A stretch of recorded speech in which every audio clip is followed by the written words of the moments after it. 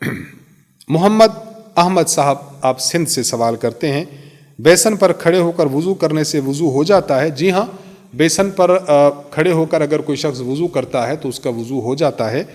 البتہ وضو میں مستحب یہ ہے کہ قبلہ رخ ہونا چاہیے، تو قبلہ رخ ہونے کا استحباب آپ کو ملے گا اگر آپ کا بیسن اس طرح لگا ہوا ہے کہ آپ کے رخ قبلہ کی جانب ہے، اور اگر قبلہ سے بیسن کا منہ دوسری جانب ہے تو استحباب کا ثواب تو نہیں ملے گا، بہرحال وضو آپ کا ہو جائے گا۔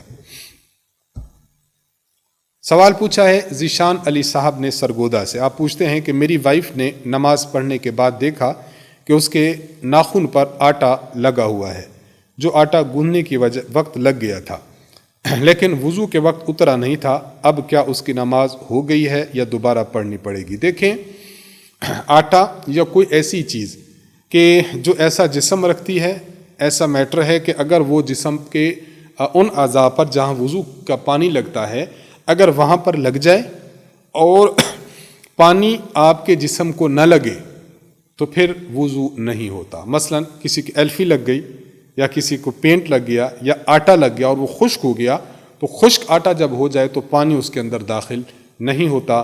پینٹ لگ جائے، ایلفی لگ جائے تو پانی جسم کے ساتھ ٹچ نہیں ہوتا، اس لیے آپ کی وائف کا وضو نہیں ہوا۔ ان کو چاہیے کہ جو نماز انہوں نے اس طرح وضو کر کے پڑھی ہے اس کو دوبارہ پڑھ لیں۔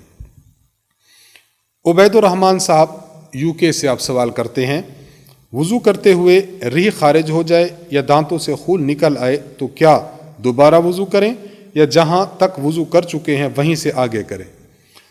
دیکھیے، جب ریح خارج ہو یا جب خون نکلتا ہے تو اس سے وضو ٹوٹ جاتا ہے۔ اس کا معنی کہ انسان نے اپنے چہرہ بھی دھویا ہوا تھا، اپنے بازو دھوئے ہوئے تھے، اب اس نے دیکھا کہ اس کا خون نکل آیا، تو اس کا مطلب خون نکلنے سے جو پچھلا وضو کیا ہوا ہے وہ باطل ہو جائے گا۔ اب خون کو صاف کریں اور دوبارہ وضو شروع کریں۔